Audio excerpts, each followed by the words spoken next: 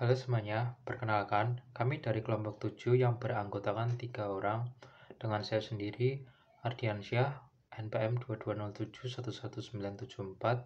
Saya Larensus Andre dengan nomor NPM 220711967. Dan nama saya Stefanus Liborius Dapaloka dengan NPM 2207111978. Ingin mempresentasikan hasil proyek kami yang berkunjung di tempat wisata Taman Pintar. Untuk sejarah Taman Pintar sendiri, disebut Taman Pintar karena di kawasan ini nantinya para siswa mulai prasekolah sampai sekolah menengah bisa dengan leluasa memperdalam pemahaman soal materi-materi pelajaran yang telah diterima di sekolah dan sekaligus berekreasi. Relokasi area mulai dilakukan pada tahun 2004. Dilanjutkan dengan tahapan pembangunan tahap 1, yaitu playground dan gedung PAUD Barat serta PAUD Timur. Itu pada tanggal 20 Mei 2006. Pembangunan tahap 2 adalah gedung oval, lantai 1 dan lantai 2 serta gedung kotak lantai 1. Itu pada tanggal 9 Juni 2007. Pembangunan tahap 3 adalah gedung kotak lantai 1 dan lantai 3, tapak presiden dan gedung memorabilia. Dengan selesainya tahapan pembangunan, Grand Opening Taman Pintar dilaksanakan pada tanggal 16 Desember 2008 yang diresmikan oleh Presiden Republik Indonesia Susilo Bambang Yudhoyono. Selanjutnya, yaitu informasi tiket. Informasi tiket untuk wahana oval hingga kotak untuk usia anak dibanderol dengan harga 12.000 dan dewasa 20.000. Untuk wahana planetarium untuk usia anak dan dewasa diberi harga 22.000. Untuk wahana PAUD Barat atau Timur untuk anak 3.000. Itu untuk PAUD Barat dan PAUD Timur hanya berlaku usia pra-TK atau TK 3-7 tahun. Lalu untuk wahana selanjutnya yaitu wahana bahari. Untuk usia anak dan dewasa sama-sama diberi harga 6.000. Itu di wahana bahari memiliki beban maksimal yaitu 100 kg. Untuk wahana lalu lintas diberi harga 12.000 usia pra-TK atau TK 3-7 tahun. Oke, selanjutnya untuk informasi lokasi Taman Pintar itu sendiri yaitu berada di tepat pusat kota Yogyakarta, tepatnya di Jalan Panembahan Senopati nomor 1-3 Yogyakarta di kawasan Benteng Vredenburg. Untuk selanjutnya yaitu Dena Taman Pintar sebagai berikut. Di sebelah utara terdapat gedung oval dan gedung kotak, food court, wahana bahari, kios buku, dan masjid. Untuk sebelah timur terdapat PAUD Timur, forum buku, dan gerbang masuk timur.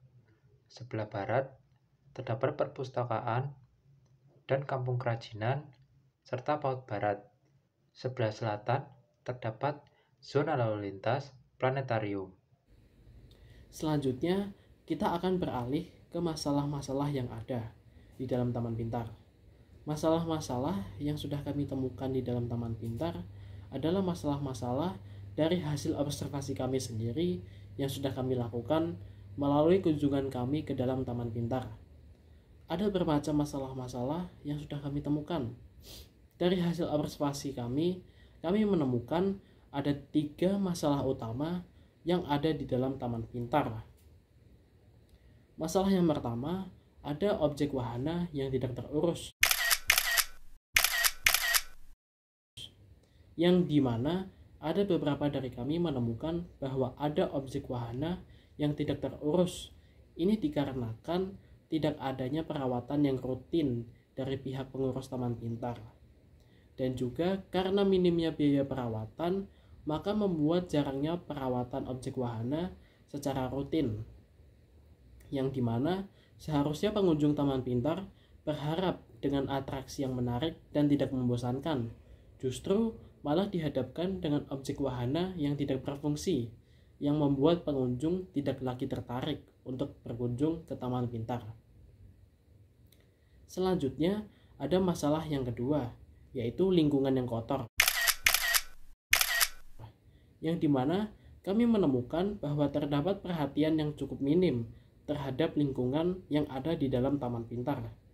Khususnya lingkungan yang berada di luar gedung wahana, di mana kami masih menemukan sampah-sampah masih saja berserakan, dan juga terdapat jumlah tempat sampah yang tidak efektif dan tidak konsisten dari sisi lokasi, membuat pengunjung taman pintar terkadang meninggalkan sampah secara sembarangan. Masalah yang ketiga adalah masalah tempat parkir, di mana menurut pengamatan kami terlihat minimnya tempat parkir khusus pengunjung taman pintar, dan juga tidak ada pengarahan yang jelas yang menyebabkan lalu lintas di sekitar taman pintar itu menjadi kacau atau menjadi lebih padat dari biasanya apabila pengunjung taman pintar itu sedang ramai-ramainya. Lalu, jika ada masalah-masalah, tentunya ada solusi yang bisa memperbaiki masalah-masalah tersebut. Solusi untuk masalah yang pertama adalah meningkatkan petugas atau karyawan untuk berfungsi sebagai perawatan dan pengecekan wahana objek dalam waktu yang berkala, supaya dapat dipastikan bahwa objek wahana bisa berfungsi sewaktu-waktu apabila pengunjung yang sedang berkunjung ingin menikmati wahana dengan sesuka hati. Solusi untuk masalah yang kedua adalah meningkatkan jumlah petugas kebersihan dan jumlah tempat sampah dengan tujuan supaya kebersihan lingkungan bisa terjaga dengan baik di taman pintar. Dan juga selain menjaga kebersihan, sampah-sampah ini mungkin akan lebih berguna apabila diproses dan didaur ulang dengan tujuan bahwa dengan daur ulang sampah ini bisa mengurangi jumlah sampah dengan menyadarkan pengunjung untuk membuang sampah pada tempatnya.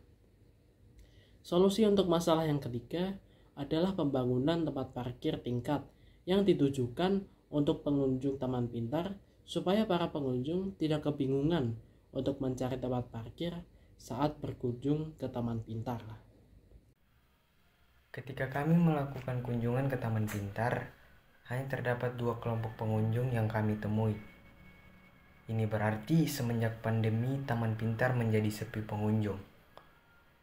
Oleh karena itu, kami memberikan beberapa potensi pengembangan yang dapat dilakukan di taman pintar.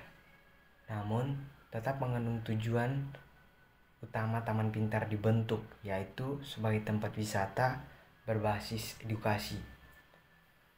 Potensi pengembangan pertama yang dapat dilakukan adalah dengan melakukan annual event. Dengan mengadakan annual event tahunan dapat memberikan banyak manfaat. Di antaranya dapat memberikan tambahan dana biaya operasional untuk pengembangan taman pintar dan juga menarik perhatian pengunjung agar taman pintar dapat kembali ramai pengunjung. Contoh event yang dapat dilakukan yaitu pameran bertemakan pendidikan atau pameran bertema budaya, mengadakan lomba yang dapat meningkatkan rasa cinta terhadap ilmu pengetahuan. Untuk potensi pengembangan yang kedua adalah dengan melakukan pembersihan dan perawatan taman pintar secara rutin dengan cara menambah jumlah petugas taman pintar dan meningkatkan pengawasan dalam pengelolaan taman pintar. Hal ini dilakukan agar dapat memberikan rasa nyaman kepada pengunjung ketika melihat kondisi taman yang bersih dan terawat. Penambahan pengawasan juga dilakukan agar membuat suasana taman tetap kondusif dan terhindar dari hal buruk yang tidak diinginkan. Nah, untuk potensi pengembangan yang ketiga adalah dengan membangun tempat parkir khusus. Dengan adanya tempat parkir khusus ini membuat para pengunjung taman pintar menjadi lega dengan kendaraan mereka dan tidak perlu mengkhawatirkan apabila tidak kebagian tempat parkir. Nah, sekian presentasi hasil proyek kami. dengan melakukan kunjungan ke Taman Pintar. Saya mewakili anggota kelompok mengucapkan terima kasih.